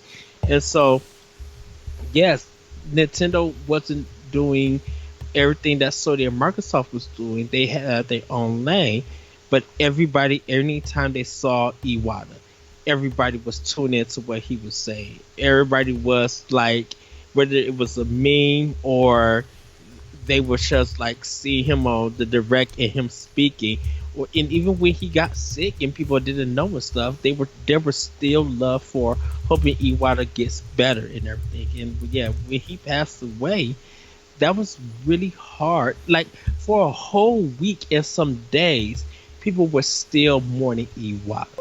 Hmm. And so to see, from where he came from and celebrating, and like it's sad that he didn't get to see how celebrate 40 years and stuff. But I'm just like the spirit of Iwata and with Nintendo, and even with HAL, is still there and it continues. So, like, congratulations, HAL, like on the games that you're making. You're still making terrific games, Hmm. regardless of what people say about them or think about their games. They're still putting out some great product. And if you literally just go in and give some of their games a chance, you'll be like, "Wow, I am enjoying what they deliver." I mean, Box Boy and Box Girl on the Switch, Yes. Nintendo's or Kirby's. What's the one that came out? Star Allies Hmm. on Switch. Both HAL games, both great. Yeah. Box Boy and Box Girl is fantastic, by the way. If you guys haven't played it, please play that game. All right, Ed. Still need a physical for that. Do we want to answer? Or do we want to do question block first, or do we want to do the topic of the show first? Let's do some questions. Okay, question block. Remember, you can email the show at nintendopowblock@gmail.com or follow us on social media threads to get your question read on the show. Our first and only question this week comes from Deshaun Malone. He asks, what are some key ways Nintendo can battle Xbox Series X and PlayStation 5? What do you think of those consoles? I'm gonna start with the consoles. Let's answer that question first, because I think that the first part of the question will be much longer than the second part. What we think of what I think of Series X and PlayStation 5 for right now is their tech hardware and stuff, but I need to see actual games running on them. I don't care how powerful they are, but if we're still having technical problems, freezing, frame rates dropping, um, we're just seeing still cutscenes and not actual gameplay, like none of that doesn't matter to me. I talked to Jesse and I talked to Corey about like I'm still don't know why Microsoft is still doing batteries. And regardless of what people think, you have enough money to put a tech in, but you don't have money to put a rechargeable battery in your own controller. That doesn't make sense. So with Series X and PlayStation 5, yeah, they'll play the biggest game and they'll look good, but that doesn't do nothing if they're still running into problems that other consoles in the past has used. We not trying. I don't want to bring steady in, so I'm gonna keep that. I'm gonna keep that out. Um, I'm glad to see that these systems are coming out. I'm glad that they're trying to turn CDs into cartridges to load in the sense with the ray tracing and the SSD and all of that stuff. But none of that really matters if we're still having technical problems. If they don't have a strong launch, it does nothing for me. It having the greatest doesn't mean that you're always the best. It's what you can use when you have great things. That will always last longer than you just having the best. Because guess what? PlayStation 4 was on top of the line. Guess how many games that everybody was talking about? One, and that was Resogun. Secondly was Killzone Shadowfall. So an indie game was better than a first party game. I And mean, then of course, Killzone was okay. I think that game gets kind of a I mean it negative. I but think it's just negative because it's Killzone. I mean, it wasn't. mhm, Don't get me wrong, it wasn't great, but it wasn't terrible. right.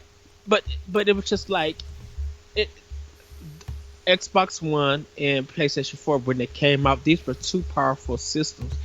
And they had all of this stuff planned, but they really didn't have an exciting launch.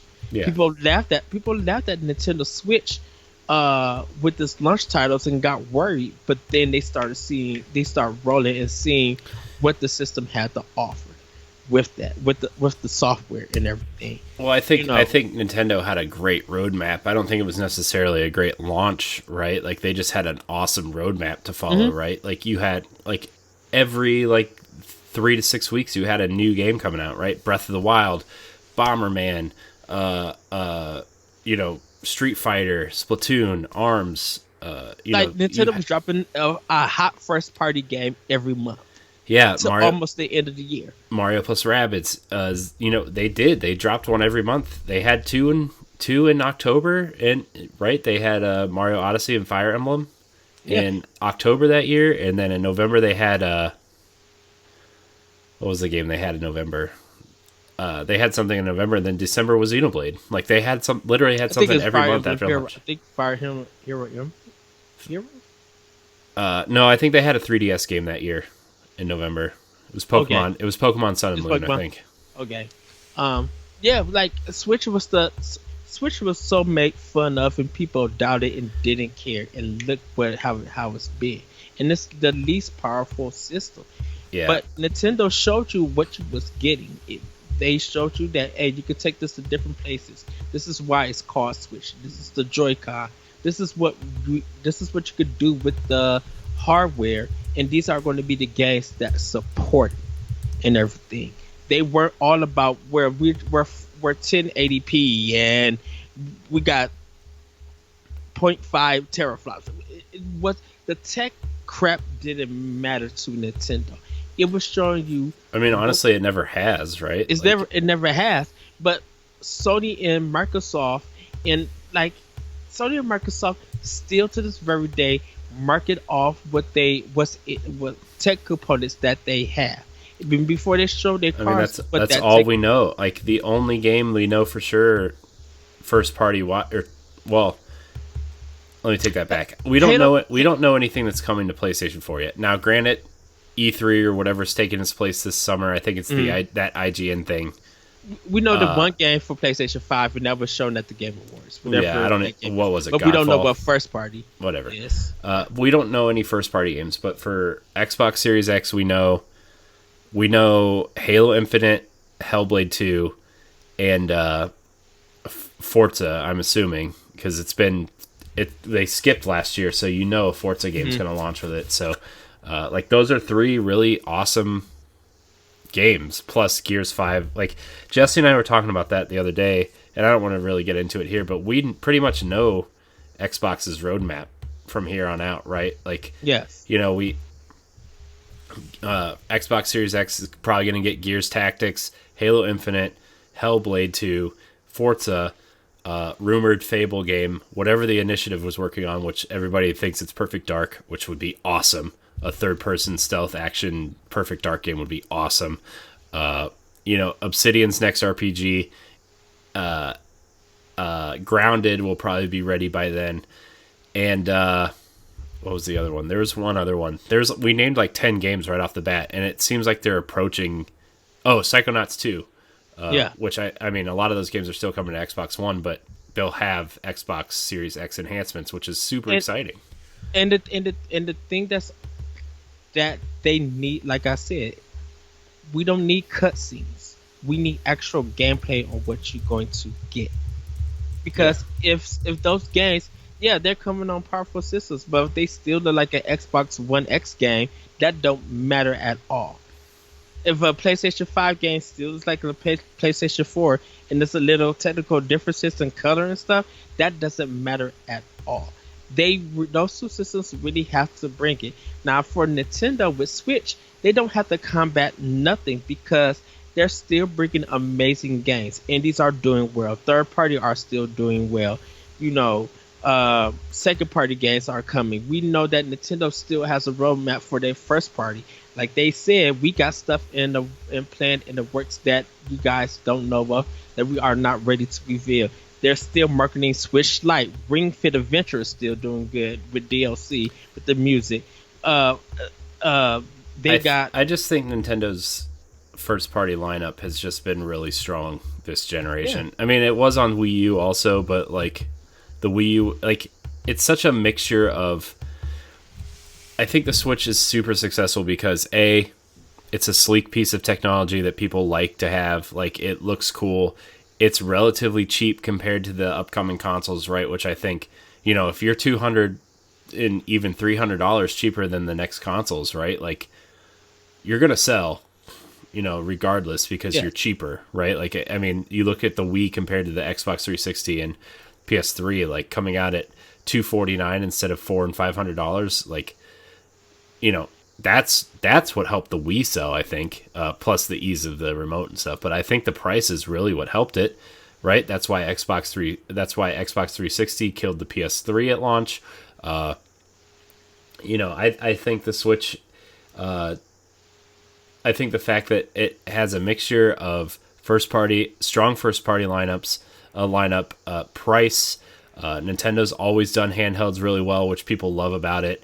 And the Yeah. fact that you have an option of it being a home console or something you take with you is like, plus the fact that it launched with Breath of the Wild and a Mario game, 6 months later, I think really solidified the Switch's success. And then once I saw Nintendo's first party game quality besides those two games, we saw third parties kind of jump on board. We saw PC. We saw indies take off, in 2018 and last year we saw, like you just said, PC games like Civ and Pillars of Eternity and Divinity Original Sin 2. And the crazy thing about the PC stuff is that people who don't play PC games are buying it on Switch. And the fact that if you do double dip, you can cross save with a lot of the Switch stuff, right? Yeah. Like The Witcher has a function on the Switch version where you can link it to your Steam or GOG accounts, and you can transfer your saves between the games. Right. Civ does that. I think they confirmed that XCOM 2 is going to do that. So Yeah, I believe so. Yeah. the Switch is doing a lot of neat things. I do wish their online stuff was better, like their own online thing. I wish they would just pay Microsoft to give them Xbox Live. Can I touch on the online thing stuff? The only thing that's crazy about the online stuff is that, okay, yes, we don't have the stuff that Xbox and PlayStation has online, but how many people who do online are really chatting in big parties playing games? Unless you're streaming, because that's where There's times when I see you and Jesse on. Jesse, yeah, we're talking. I would love, like, if I'm playing Switch and I see you guys are online, like, I would love to just jump into a party chat on Switch to talk. But like, I know we use Xbox Live as an alternative, but it would be nice to not have to do that as an alternative, right? Like, I don't want to have to have my phone plugged in all the time, or you know what I mean? Like, I would just love to chat with you guys. Right. And a lot of people who do chat, who do online, maybe doing like Overwatch or the Division or some kind of multiplayer game where communication is key. Yeah, but like Splatoon, that's a game that people still play a lot. Like that would be Smash Brothers. Like, I think Nintendo has Mario Kart. Like, they have games where people want to join parties and talk and have fun, and like, you just can't. Yeah, but then you sometimes hear people just be like, "Oh," some people talk to the people that they know, and not the ones that they meet across the world. Because some people sometimes be like, when I play a game, I'm fine listening to a podcast or I'm fine listening to music, but I do not want to talk to other people while I'm playing the game. And it's the most weirdest thing. And even though Nintendo definitely offers that, depending on how you look at it and stuff, people, I guess, sometimes get more enjoyment online on Nintendo than they do with Microsoft and Sony. It's not a knock against that, but there are still people who don't want to play online with other people. And I get that, right? Like, Yeah. I get that. I don't really care to play online with other people either, but unless it's my friends, and then that's where we have the issue, right? Like, I don't. Right, and like it's not like I want to play with the community. We really do. We would like to talk to you guys. It's just, and it's why it's okay. It's just, that's why, like, we're trying to be more active in our Discord, right? Like, that's where we're gonna get our, like, playing with people, right, and seeing what people are playing, and that's where we're gonna have more information on all that stuff next week because Yes. we've been building some stuff, but like Ed said, we just kind of want to have a community that plays together, and Switch makes it really difficult. I know Switch isn't really the console that people go to play online games, really, but like some people do, and it would just be nice to have that option. So, but anyways, to combat the next systems, I think we already answered it, but for me, the big thing is price. The big thing is, you've got three huge things now in the Mario 35th anniversary stuff that's been announced: Breath of the Wild 2, Metroid Prime 4, Bayonetta 3. Like those are four super massive massive announcements that are coming, and that kind of leads into our topic. Actually, topic of the show. If you have a topic you want us to discuss, tweet at us. We'll try to get to your topic on the show. Make it a topic of the show. Our topic of the show, Ed. Mario's 35th anniversary is this year. Yes. Rumored games coming up. Mario Galaxy HD Remastered, Sunshine Remastered, 64 Remastered. No Galaxy 2, and all those rumors, no Galaxy 2, which is really weird. Mario 3D World Deluxe, Paper Mario. Probably five great games coming to the Switch, right? Yes. Next year is Zelda's 35th anniversary. We got a few inquiries about Zelda's 35th anniversary. Mm-hmm. There's a big chance this is something that we didn't really think about, that Breath of the Wild will be the crown jewel of the 35th anniversary of Zelda next year. And it won't. What, come out? Yes. Breath of the Wild 2 won't come out next year? Nope. Why? It doesn't have enough polish for that game to come out yet. And the reason why... It's March of 2020. You don't think it could be ready by holiday 2021? That's 18 months. Nope. I do. No. You're insane. You also think ARMS 2 is coming out, so I don't really... I'm gonna throw the salt shaker at you. We'll see this June. And I combated with a tennis ranking. No. Breath of the Wild 2 needs time to develop. It'll be 4 years. It's been 4 years since Breath of the Wild came out. Oh, you're talking about next year? It'll be 4 years. Yeah. They're using the same engine, the same physics engine. Mm-hmm. Presumably, a lot of the same character models and animations. Mm-hmm. Probably similar monster designs. Mm-hmm. You think it's going to take them 5 or 6 years to build a game off the same engine? Yes. I think you're insane. The ideas that they had, that they said that they had, that could have been DLC, is making 2. And you don't think they added more stuff? They have Nintendo. Yes, they are using old assets for some of them, and probably tying them and cleaning some stuff up. But Monolith Soft has jumped back into there to help them. I think they're another publisher or another company is helping them. Let's see, what did they say? They said, let's see, Nintendo, two internal Nintendo teams are working on this project. Yes. Monolith Soft, and then they said someone. It wasn't Platinum. I thought it was someone. No, it's not Platinum. It's Intelligent Systems. Intelligent Systems. Yeah. So, and I think they have came back in to help them steal some more. And Anuma will come. Nintendo. They will come out. Anuma will say we have to delay this game. I do know Nintendo, but if it doesn't come out next year, it's ruining my trilogy plans for the Switch. Look, Nintendo they've seen the success of Breath of the Wild, and they continue to see the success. If they rush this game out and it's not that kind of success that they was hoping for, people are going to clown it. People are going to be like, well, this just it feels like an expansion or an extension of the first one. That's exactly what I want, though. That's exactly what people want. But people want to be super surprised. People want their predictions to not only hopefully come true, but to surpass them. And them rushing a Zelda game out in 4 years just to meet a deadline of an anniversary is crazy to me. Don't forget, Nintendo wants polished quality. In this game, if we should have had a Nintendo Direct showing more of Breath of the Wild 2 by now, if this game was coming out next year, we should have been had it. But Well, they, but I think they're gonna show it at non E3 this year. probably, and that'll probably be like a highlight. Um, but they really want to go in.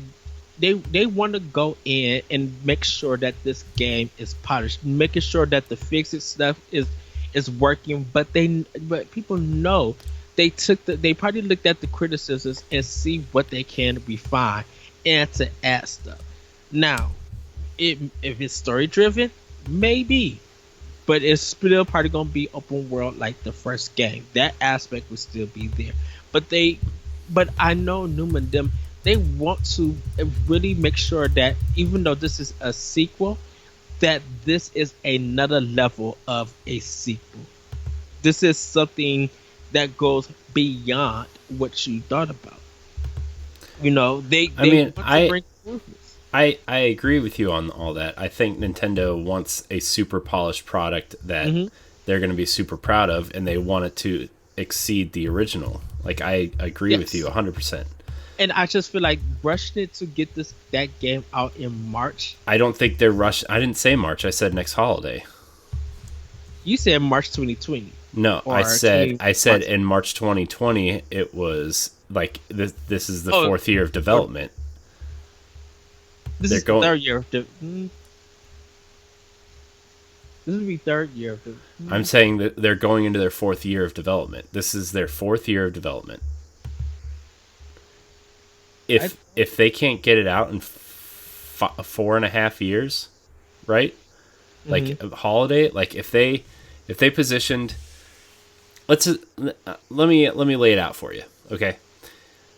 I think next year they're going to celebrate Zelda. Breath of the Wild 2 is going to be their kind of crown jewel hmm thing. I really think so. I think we're going to get the two HD Wii U games next year.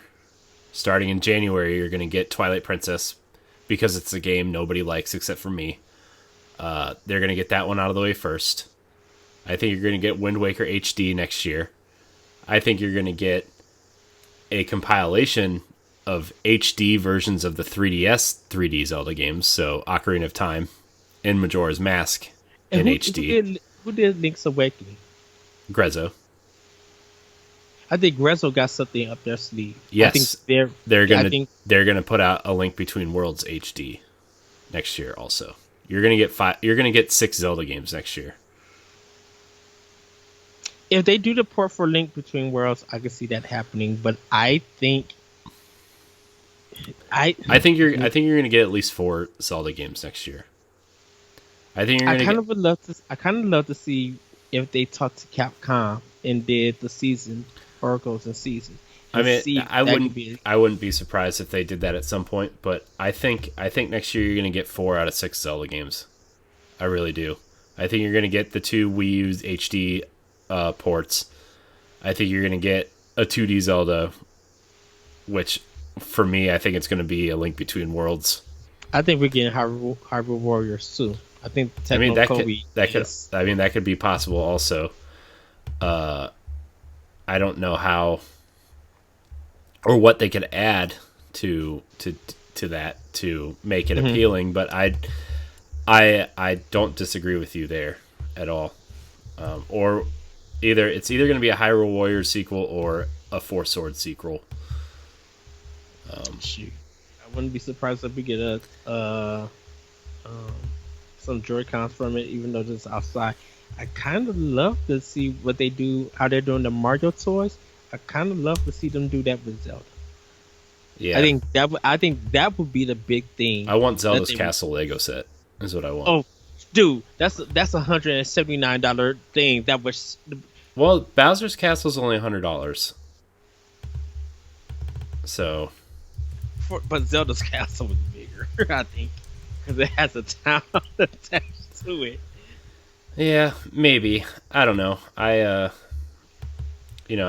think they're gonna do Zelda big next year. I think Breath of the Wild's gonna be their crown jewel next year, their big holiday title next year, along with maybe like Super Mario Party 2, Hmm. unless we get it this year, which I don't know. There seems to be a lot of Mario this year.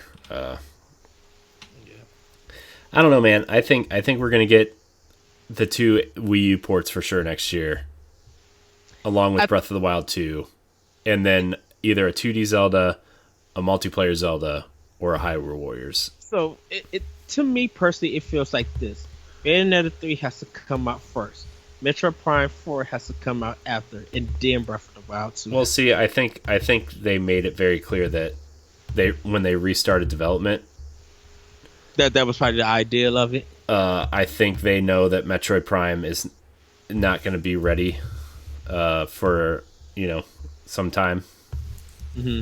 I mean, I still think Metroid Prime 4 would sell better in the spring than in the fall. That's just me playing, devil's advocate or whatever, but I still think that it's going to come out in the fall or in the spring.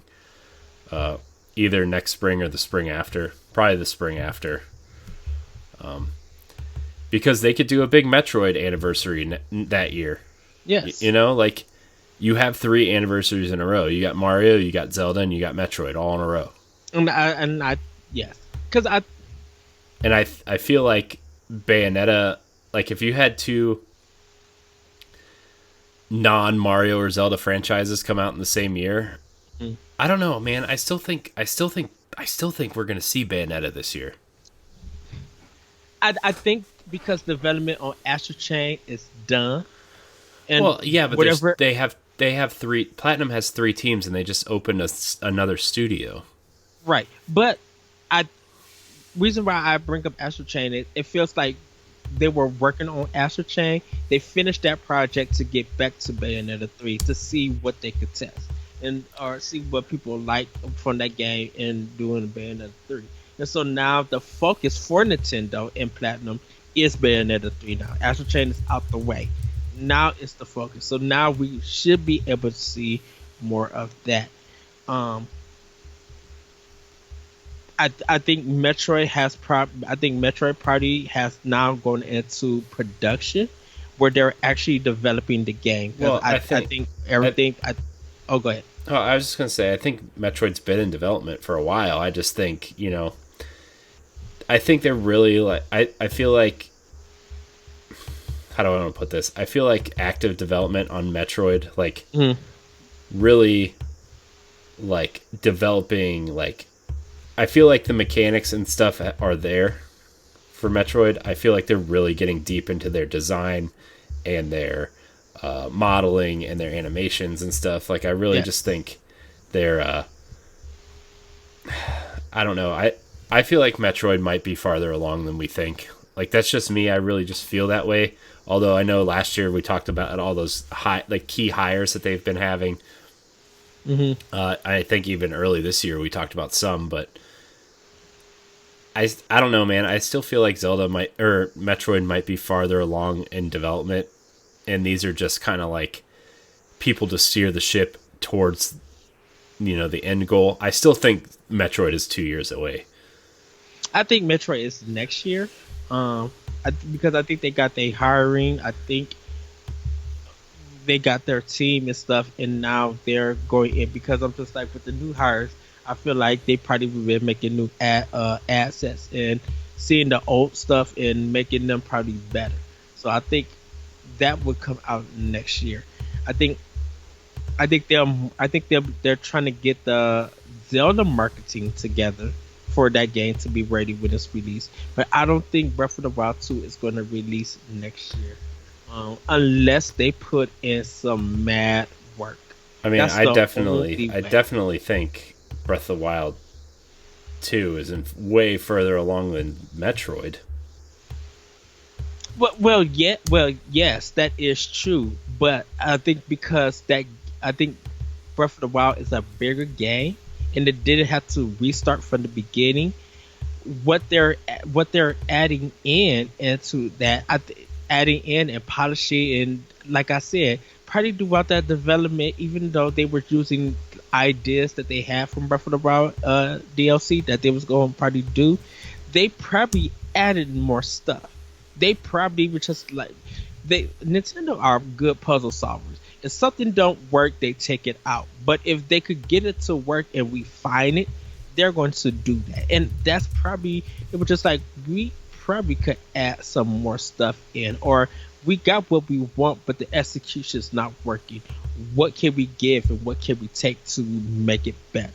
And like I said, if Numa comes out and does a video that the game is getting delayed, then what?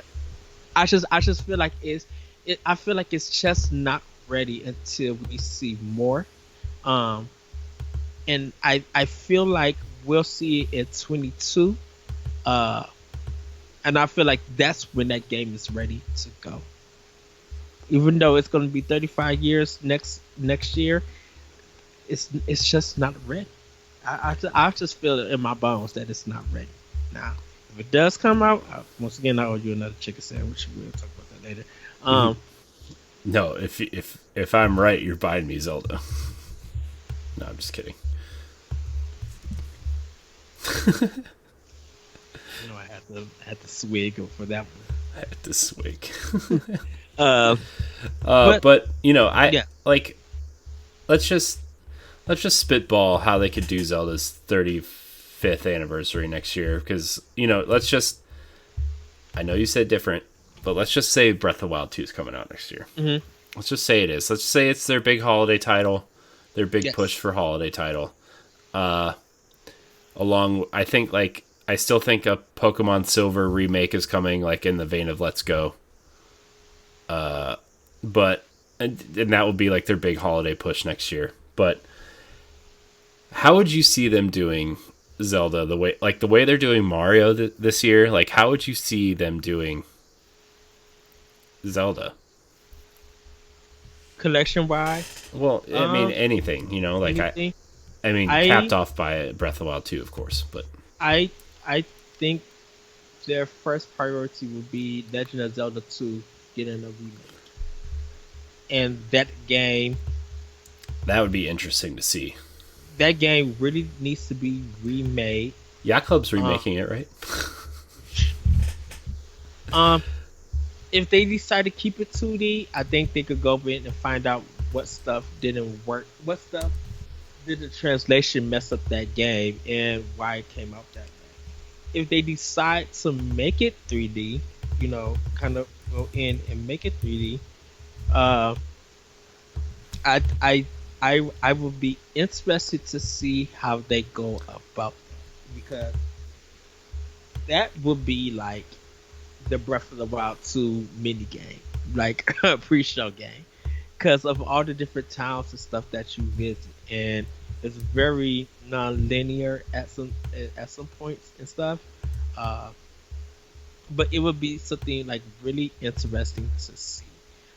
Of course, they could always do Ocarina of Time and Majora's Mask and stuff, but I think the Legend of Zelda 2 would be a good start, just showing that this game is getting a remake.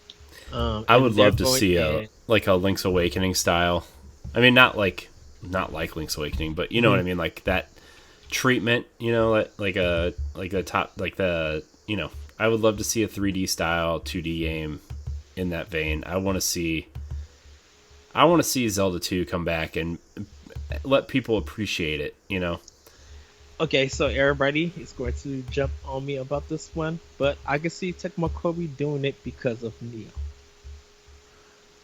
I mean, I don't think it's going to go that far, but I could see Tecmo Koei doing that because they've done a lot of work for Nintendo that we don't really like. It's not really front facing. I'm not saying that it's a Souls game, but no. I think because of the experience of Neo, that team could work on Legend of Zelda 2 and make it a nice action or a nice adventure game to like really get in and be like, wow, we got this, because we know we could do it. We have the experience to do it. I was Well, just it's not just that, but like, look at they they totally did almost.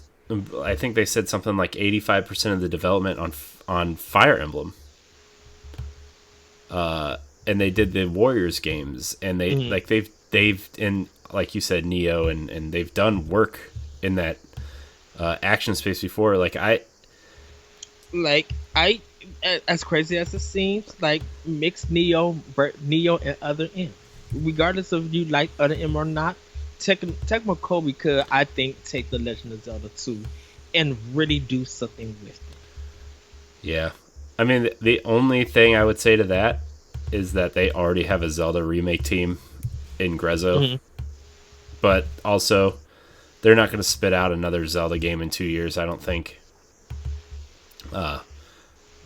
Because, they, I mean, it took them, it was 3 years. Well, when did Twilight Princess HD come out? 2016? 16, yeah. So, I mean, it took them 3 years between that and Link's Awakening. And then it took, when did Wind Waker come out? 2014? Yeah. Wind Waker came out before Twilight Princess? Yeah. No, I guess I could just look it up. right, because the Wolf Amiibo was there after Wind Waker HD. So yeah, because that led into Breath of the Wild. 2013. So 4 years between Wind Waker Uh-huh. and oh, Twilight Princess came out in 2016. Right, we said that. Yeah. So 2.5 years between Wind Waker HD and Twilight Princess, and then 3.5 years. Well, shoot, no, because didn't they do A Link Between Worlds also? A Link Between Worlds was in 2014. Yeah. No, I'm just trying to think. I don't know. No, I think if it wasn't 12 or 13, it may have been 14 because I know it won Game of the Year. A Link Between Worlds. Okay, here we go. Grezzo. Grezzo did okay. So Legend of Zelda: Ocarina of Time in 2011. Wait, why did it not? Hold on, I'm getting their games right now. Okay, Ocarina of Time 3D in 2011. Mm-hmm. Four Swords Anniversary Edition in 2011. Majora's Mask 3D in 2015. Wait, I thought didn't they do? Didn't Grezzo do Twilight Princess and Wind Waker? I thought that was I thought that was a Numa in them. I thought that was Eternal. Hold on, I'm gonna look this up. Cause now it's really bothering me. Yeah, okay. Nintendo EAD. You're right. That I don't know. That surprised me. I guess there's two teams there then in EAD. Yeah, because I know Anuma. Okay, I was wrong. That was my fault. I think because Anuma was talking about Wind Waker, and I think he talked about Twilight Princess. I think both of them got talked in the direct by Anuma. Okay, well I was wrong then. So, man, I've been wrong a lot tonight. Maybe I should just retire. Ed, you need to find a new host. No, you're the host. Ed, I'm retiring. You need to find a new host. In other words, Jesse, when are you free? So I don't know. I see Nintendo's 2021 for Zelda to be. I hope it's as fun as I am expecting it to be. I don't know if it's going to be or not, but I really want it to be. I think Zelda, has had such an important resurgence when Breath of the Wild came out, and then with Link's Awakening, people loving it, that I want them to take as much pride in it as they do Mario, because I Yes. think it's like as popular as as Mario is, like, and as influential as Mario is, right?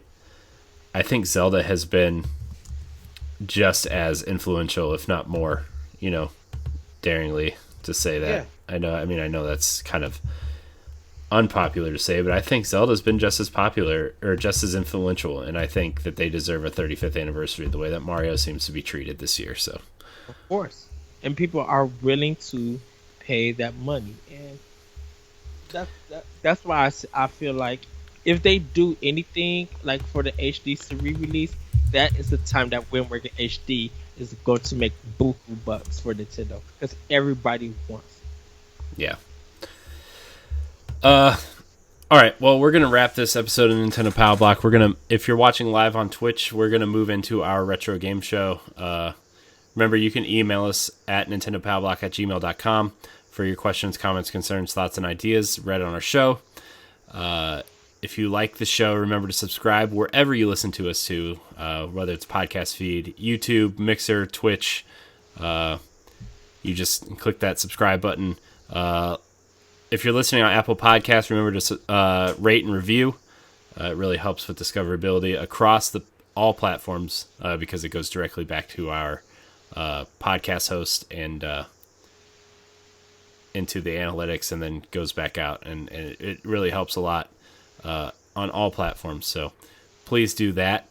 If you want to check out all of our content, you can go to bossrushgames.com and check out our newly redesigned website. All of our shows are available there. All of our VODs and more to come next week. We're gonna have a pretty decent sized section about what our plans are next week. So, yeah, Ed, where can we find you? You guys can find me on Twitter at ThatButcherCode, and you can check out my podcast, Optional Opinion, on SoundCloud. I got 2 special guests coming next week, and you do not want to miss it. Nice. You can follow me on Twitter at IamCorianHD. You can also find all of us on the Boss Rush podcast, and you can download our Xbox podcast as well, Arsenal X. PlayStation stuff in talks. That's all I can say at the moment. So I want to thank you guys so much for watching the streams, watching the videos. I want to thank everybody for listening. And until next time, we love you. Bye, everybody. Woo-hoo.